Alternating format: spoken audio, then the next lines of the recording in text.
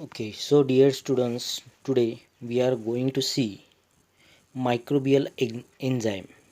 Before starting this, they have given two questions in can you tell.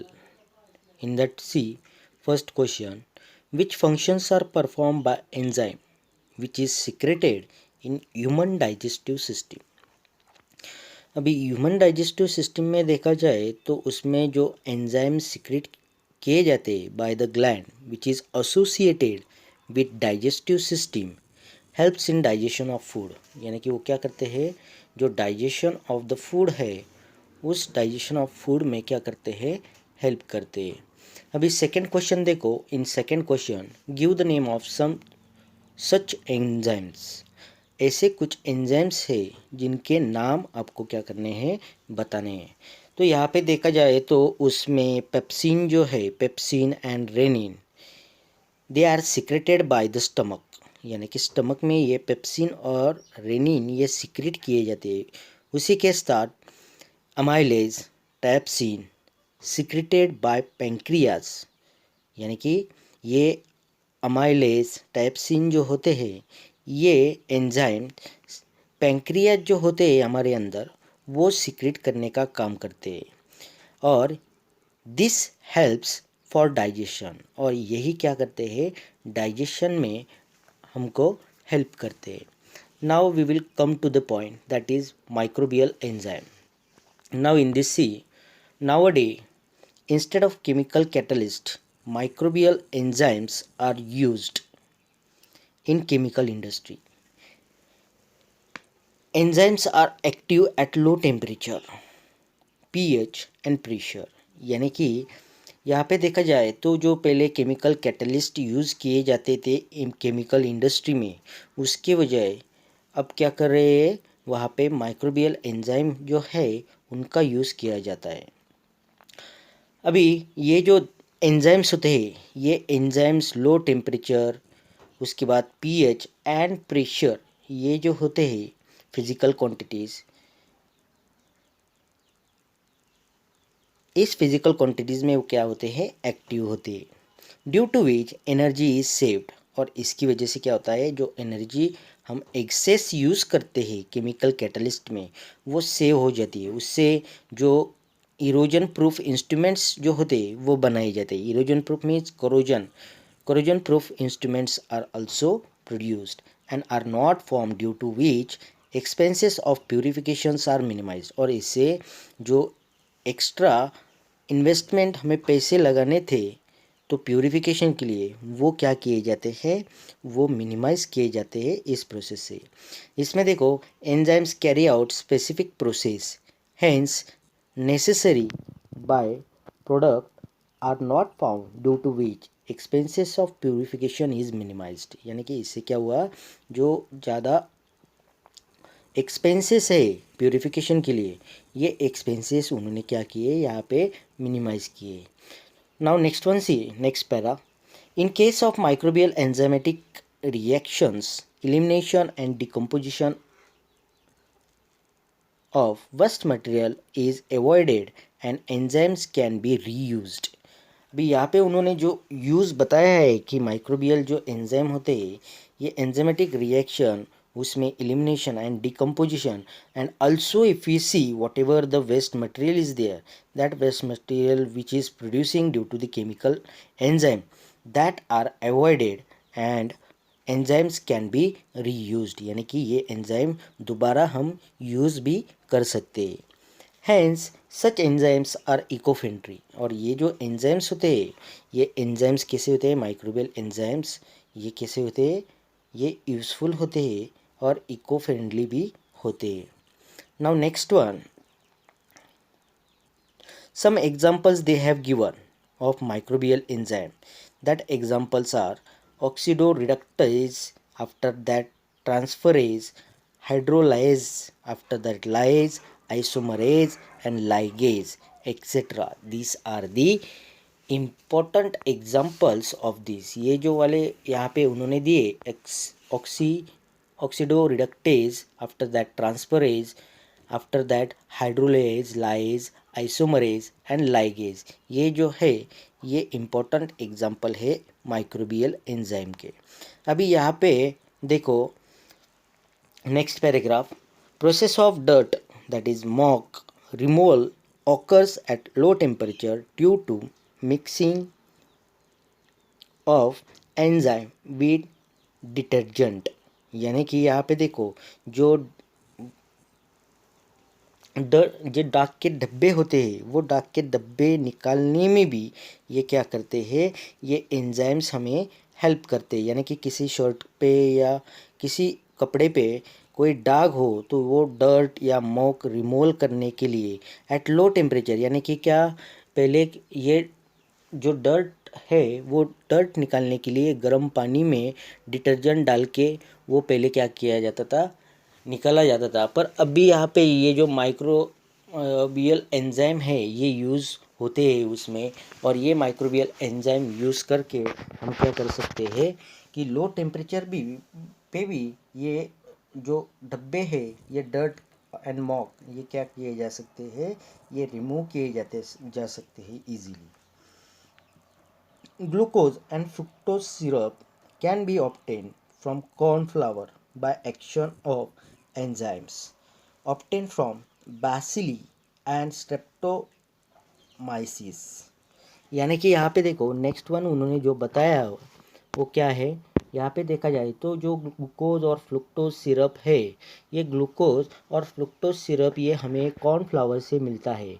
और ये cornflour से कब मिलता है, जब हम उस पर एंजाइम की एक्शन करेंगे तब हमें क्या मिलता है, बैसिली एंड स्ट्रेप्टोमाइसिस, और इनसे ये ग्लूकोज और फ्रुक्टोज क्या होते हैं, हमें ऑब्टेंड होते हैं। Microbial enzymes are used in various industries like cheese, after that plant extraction, after that textile यानी कि जो कपड़े बनाने की कंपनी होती है उसको टेक्सटाइल्स कहते हैं, after that leather, paper etcetera. तो इन सभी चीज़ों में ये क्या किया जाता है, ये जो माइक्रोबियल एंजाइम है वो एंजाइम यूज़ किया जाता है ये डिफरेंट इंडस्ट्रीज़ में। Now next one see whatever the paragraph they have given in use your brain power and search, this point they have reduce, so no you need to do this point, okay. So next para we will see table they have given. In that table see here organic acid used in various commercial purpose products and microbes which is useful for the same.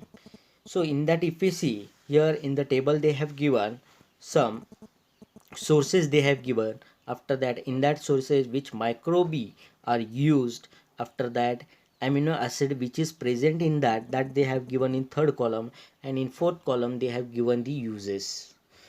Now see students, here whatever the source is there, that source is sugar or beet molasses, ammonium salt, ये जो क्या है sources है, तो उसमें पाए जाने वाले जो माइक्रोबी होते हैं वो कौन से है, ब्रीवी बैक्टीरियम, आफ्टर दैट क्राइनोबैक्टीरियम, ये जो माइक्रोबी है ये माइक्रोबी यहाँ पे यूज़ किए जाते हैं। Now if you see the names are difficult, but if you try to read it for 2 or 3 times it will be easy for you।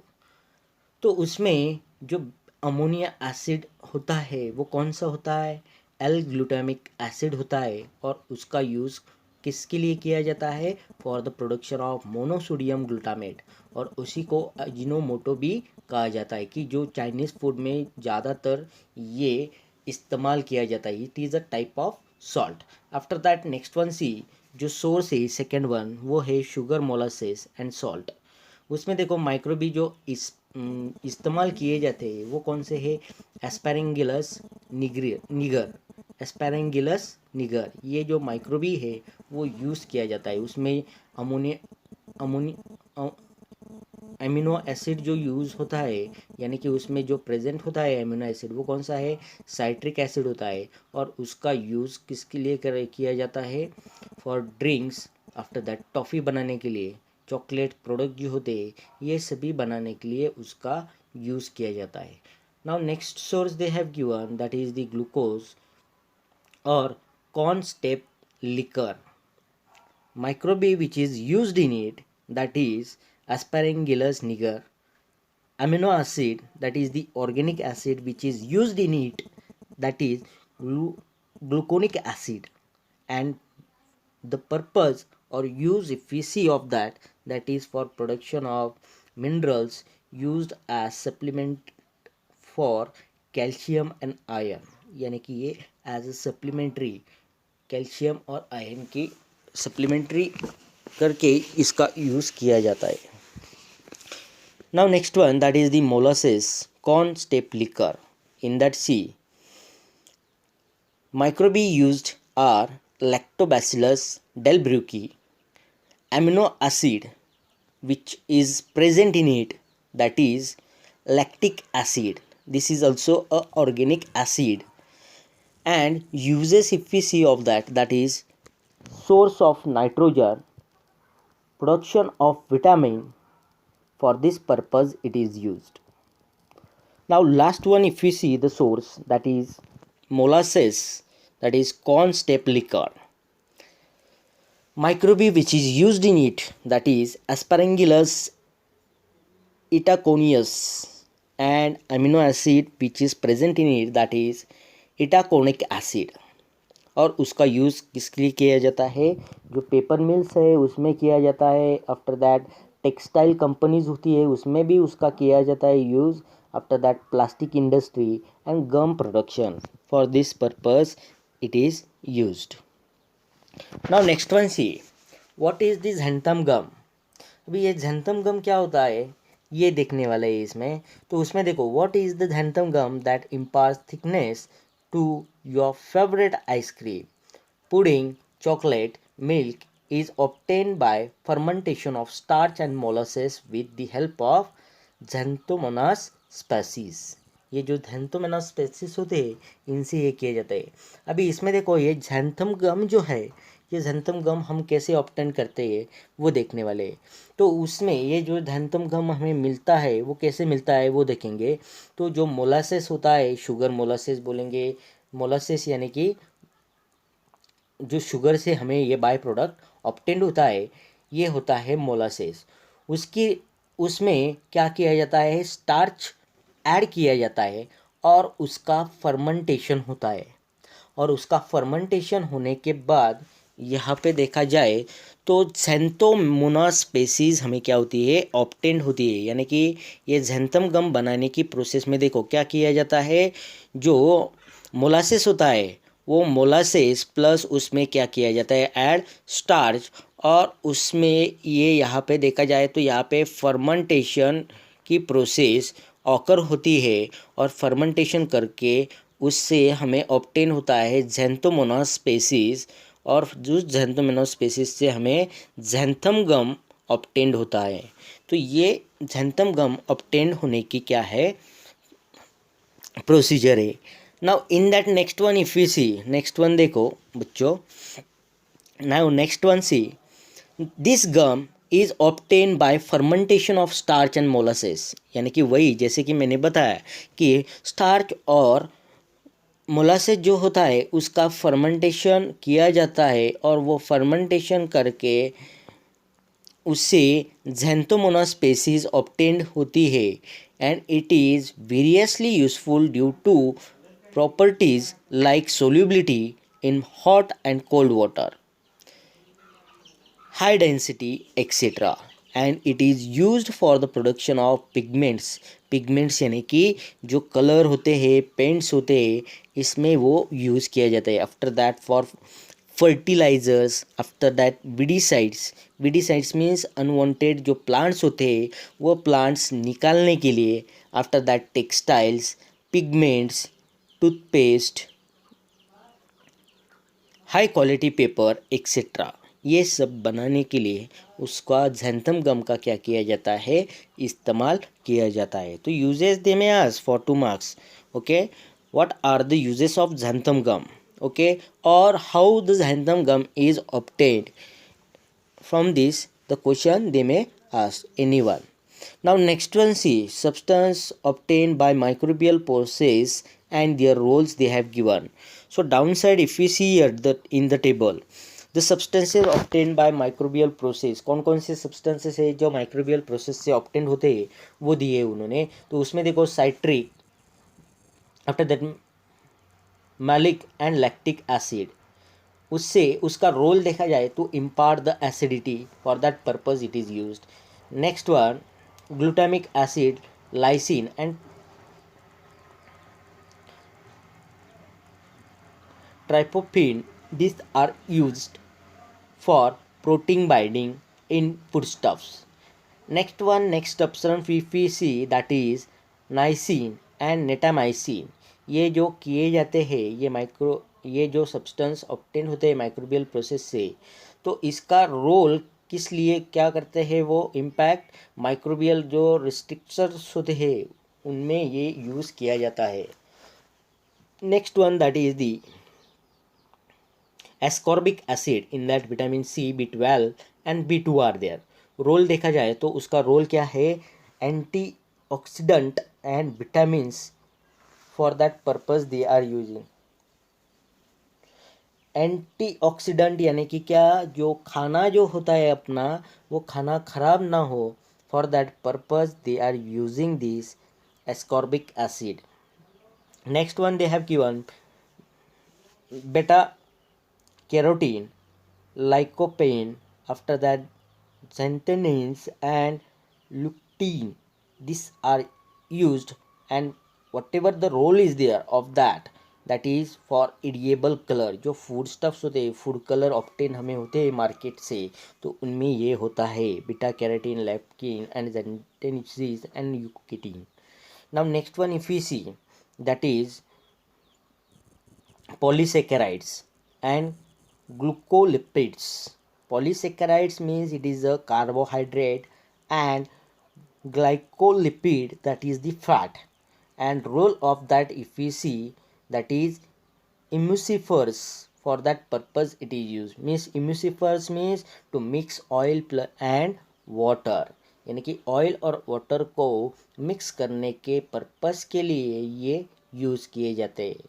Now next one, that is vanillin, after that ethyl butyrate, that is fruit flavor pigment it is, after that peppermint flavor essence of various foods and flowers. Role if we see, the role is only for the purpose of essence. Now next substance, last substance they have given xylitol aspartame, and role what is that, that is artificial sweetener. as a artificial sweetener it is used, और ये artificial sweetener जो obtained होता है वो हमें low calories का मिलता है. Now next one we will see, here two questions they have given. Definition of antibiotics they have asked, and while taking antibiotics what we have to do, this thing we have to tell them. So here antibiotics mostly it is obtained by bacteria and fungi. okay, ये क्या है, carbon compound से obtain होता है ये bacteria and fungi, which are able to destroy harmful microorganisms which are present in our body. So for that purpose they are using the antibiotics. So precautions which you have to take, so if the doctor prescription is there or doctor suggestion is there, at that time only we have to consume this antibiotics. Antibiotics, if we see, many diseases of human and other animals have been controlled due to antibiotics. तो antibiotics के help से ये क्या किए जाते हैं, many diseases are there which are controlled due to the antibiotics obtained by the different types of bacteria. यानी कि उसमें क्या किए जाते हैं, different type of bacteria and fungi are used to make this antibiotics. For examples they have given some names of the antibiotics which are mostly are used. In that penicillin is there, cephalosporin is there, monobactam is there, bacitracin is there, after that erythromycin, gentamicin, neomycin, streptomycin, tetracycline and vancomycin, etc. These are the antibiotics which are used against various strains of gram positive and gram negative bacteria. यानी कि ये जो antibiotics होते हैं ये antibiotics यहाँ पे use किए जाते हैं। उसमें देखो जो रेफामाइसिन जो होता है उसमें ये ट्यूबरकुलोसिस जो डिसीज़ होता है वो डिसीज़ क्योर करने के लिए क्या किया जाता है, यूज़ किया जाता है। तो कौन सा है वो नाम, रेफामाइसिन। ये जो एंटीबायोटिक है ये एंटीबायोटिक यूज़ किया जाता है। Now next one see question they have asked again, which different materials are decomposed in biogas. अभी बायोगैस में तो हमें मालूम है कि एनिमल एंड प्लांट वेस्ट जो होता है वो हम ऐड करते हैं। उसके बाद यूरिन है, आफ्टर दैट फार्म में जो वेस्ट बनता है वो भी हम क्या करते हैं, मोस्टली जो बायोगैस होता है उस बायोगैस में हम यूज़ करते हैं। सेकेंड क्वेश्चन से which useful materials are obtain through it, और इससे हमें कौन सा यूज़फुल मटेरियल ऑब्टेन होता है ये बायोगैस प्लांट से, which is a fuel out of those, और उसमें से फ्यूल कौन सा होता है ये भी उन्होंने पूछा है। तो उसमें देखो जो बायोगैस प्लांट होता है उसमें हमें मीथेन जो गैस होती है वो ऑब्टेन होती है। उसी time carbon dioxide and hydrogen sulphate are produced in a small amount. तो जो मेन कंटेंट इसमें है तो वो है मीथेन गैस, और ये मीथेन गैस हम क्या करते हैं, जलाने के लिए, कुकिंग के लिए and for other purposes we are using it. Now next one see here, decomposition occurs through which organism, और इसमें देखो क्या बोला है उन्होंने कि जो डिकम्पोजिशन ऑकर होता है तो वो किस ऑर्गेनिज्म की वजह से ऑकर होता है। अभी इसमें देखो जो मिथेनोजेनिक बैक्टीरिया होते हैं, मिथेनोजेनिक यानी कि जो मीथेन गैस प्रोड्यूस करते हैं वो methanogenic which is present in excretory of animal bring about the decomposition of the waste material, और ये क्या करते हैं, decomposition of the waste material करने का यानी कि डिकम्पोज करने का काम करते हैं। Next one see microbes and the fuel, about then they have given microbe यानी कि microorganism, and from that whatever the fuel we are obtaining, that about that information we are going to see in this. Gaseous fuel methane can be obtained by microbial anaerobic decomposition of urban agricultural and industrial waste। यानी कि ये जो methane gas हमें obtain होता है it is a gaseous fuel, और ये जो गैसियस फ्यूल हमें ऑब्टेन होता है वो anaerobic decomposition of the urban agricultural and industrial waste से हमें ऑब्टेन होता है। यानी कि anaerobic means without presence of oxygen उसका डिकम्पोजिशन होता है, उस टाइम पे हमें ये मिलता है। Second one, ethanol and alcohol is a clean that is smokeless fuel obtain during fermentation of molasses by the yeast Saccharomyces. यानी कि इसमें देखो जो इथेनॉल है, इथेनॉल एंड अल्कोहल ये कैसे है, एक क्लीन स्मोक है यानी कि क्लीन फ्यूल है, सॉरी ये क्या है, एक क्लीन फ्यूल है, और वो फ्यूल जलने के बाद विदाउट स्मोक वो क्या होते हैं, जलते हैं, और ये हमें ऑब्टेन होते हैं इथेनॉल और alcohol by the fermentation of molasses by the east. जो ईस्ट होता है उसमें कौन सा होता है, सेकेरोमाइसिस। ये जो ईस्ट होता है ये ईस्ट इस्तेमाल किया जाता है। Third one see, hydrogen gas is considered to be the fuel of future, और इसमें देखो जो हाइड्रोजन गैस होता है उसमें से ये hydrogen gas it is considered to be the fuel of a future, यानी कि वो फ्यूचर में एज अ फ्यूल वो यूज़ किया जा सकता है। Hydrogen gas is release during the biophotolysis of water in which bacteria perform the photo reduction. यानी कि यहाँ पे देखो अभी बायो फोटोलाइटिक ऑफ वाटर, यानी कि इसका मतलब क्या होता है, water dissociate into hydrogen and oxygen. यानी कि वाटर का जो मॉलिक्यूलर फार्मूला क्या है, H2O। तो इसमें हाइड्रोजन और ऑक्सीजन को हम क्या करते हैं, सेपरेट करते हैं, उसको बोलते हैं फोटोलाइसिस ऑफ वाटर। ना उसमें देखो जो फोटो रिडक्शन है वो फोटो रिडक्शन क्या है, it is a chemical reduction यानी कि क्या है, ये केमिकल रिडक्शन है और इसमें और ये chemical reduction in presence of light होता है, इसीलिए उसको कहा है photo reduction.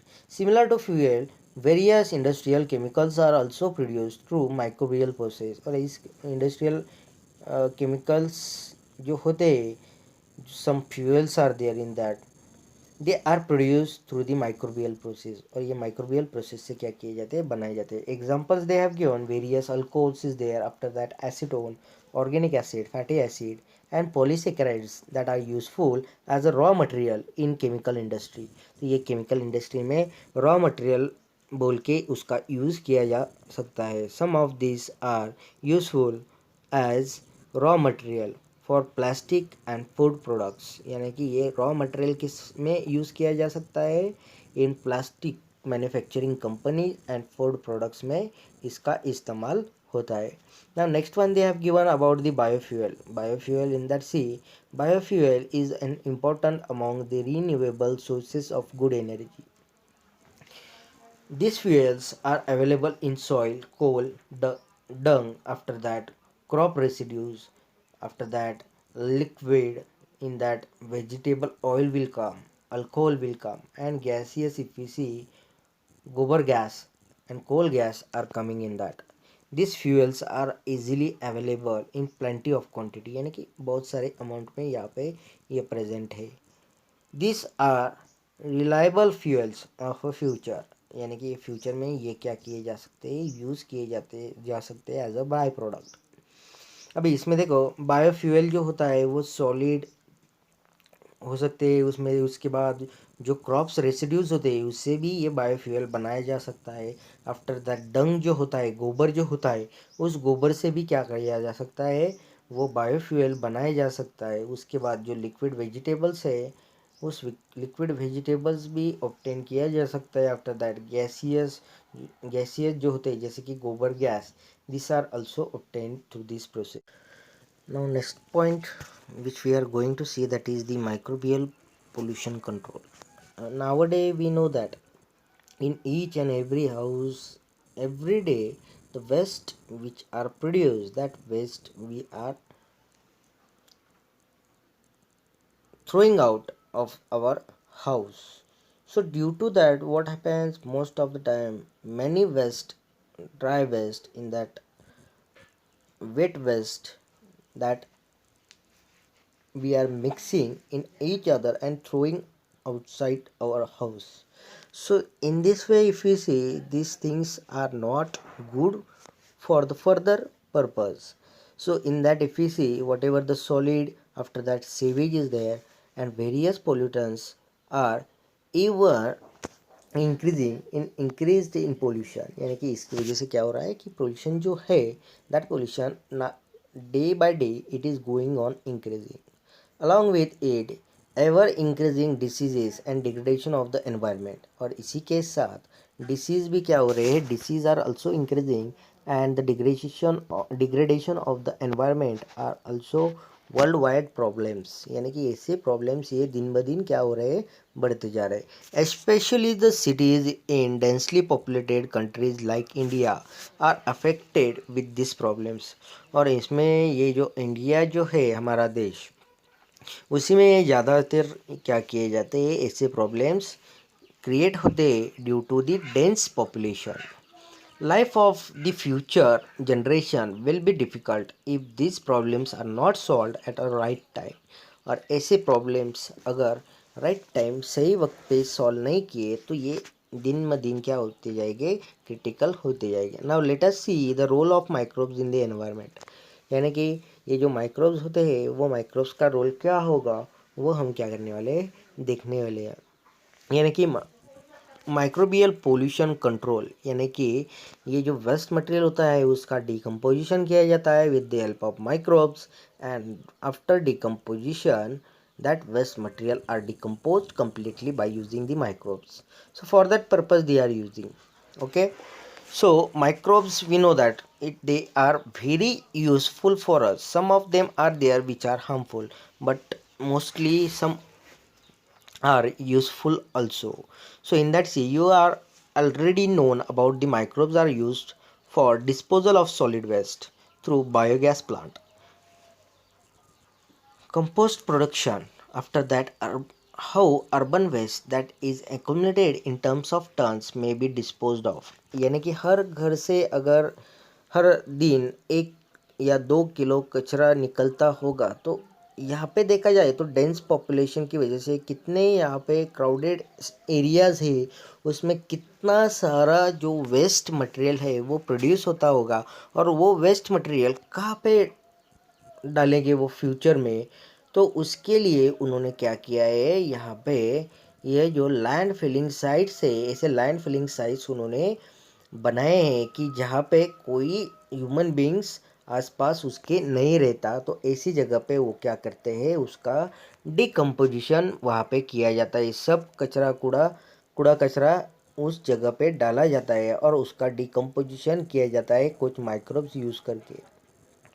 Now, after that year, they have given here some questions. In that, if we see, अगर why it is asked to segregate the dry and waste, dry और wait जो waste होता है वो सेपरेट रखने के लिए क्यों कहते हैं, क्योंकि हमें मालूम है कि जो वेस्ट होता है उसमें से कुछ जो वेस्ट होता है वो क्या कर सकते हैं, हम रिसाइकलिंग कर सकते हैं। इसी पर्पस के लिए वो क्या करते हैं, ड्राई और जो वेस्ट होता है उसको अलग से रखने के लिए कहते हैं। उसमें देखो what is done with the segregated waste, और जो सेग्रीगेटेड यानी कि सेपरेट किया हुआ वेस्ट जो होता है उसका क्या किया जाता है। इन यहाँ पे देखा जाए तो उसका जो मोस्ट इम्पोर्टेंट पर्पस जो है वो है रिसाइकलिंग, यानी कि रिसाइकलिंग पर्पस ही उसको सेपरेट किया जाता है, सेग्रीगेट किया जाता है। Which is the most appropriate method of disposal of dry waste.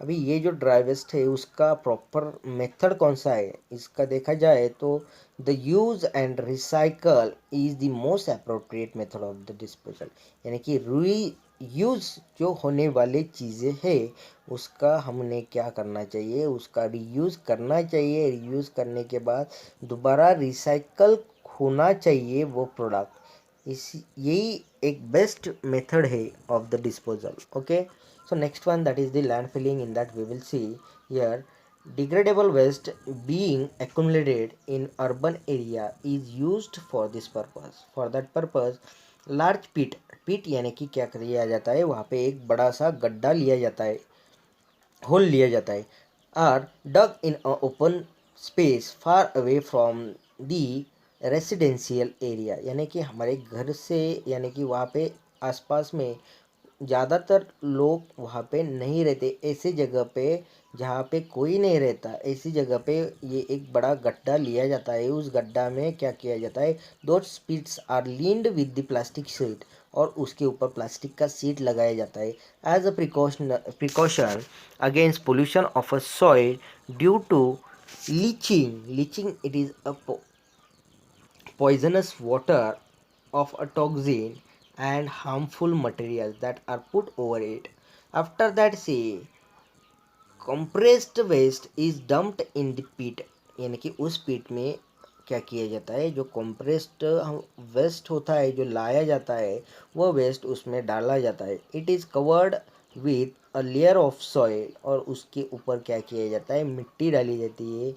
After that sawdust यानी कि लकड़ी का भूसा, leaf waste and specific biochemicals उसमें डाले जाते हैं, only for the purpose of degradation of that material, यानी कि उसका डिकम्पोजिशन हो अच्छे से, और वो डिकम्पोज होके उससे कुछ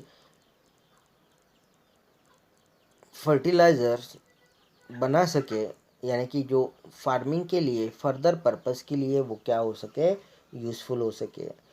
तो only for that purpose they can do it. So in that, see next one, they are telling that whatever the bioreactors are there, that bioreactors they are mixing at some places. तो उसमें जिस land में देखा जाए तो उस पिट में कुछ बायोरिएक्टर्स भी वो क्या करते हैं, उसमें डालते हैं। Microbes present in soil and other top layer decompose the waste, और उसको वेस्ट को डिकम्पोज किया जाता है completely. Field pit is seal with a soil slurry, और उसके ऊपर मिट्टी डाल के द बेस्ट क्वालिटी कंपोस्ट क्या किया जाता है, बनाया जाता है, यानी कि वो फर्दर पर्पस फार्मिंग के लिए वो क्या हो सके, यूज़ हो सके, ऐसा कंपोस्ट वो वहाँ पे कुछ दिन में ही वहाँ पे बन जाता है। Such land filling sites can be reused after the removal of compost, यानी कि ऐसा जो कंपोस्ट वहाँ पे जो बना है वो निकालने के बाद वो ऐसे लैंड साइट्स दोबारा रीयूज कर किए जा सकते हैं।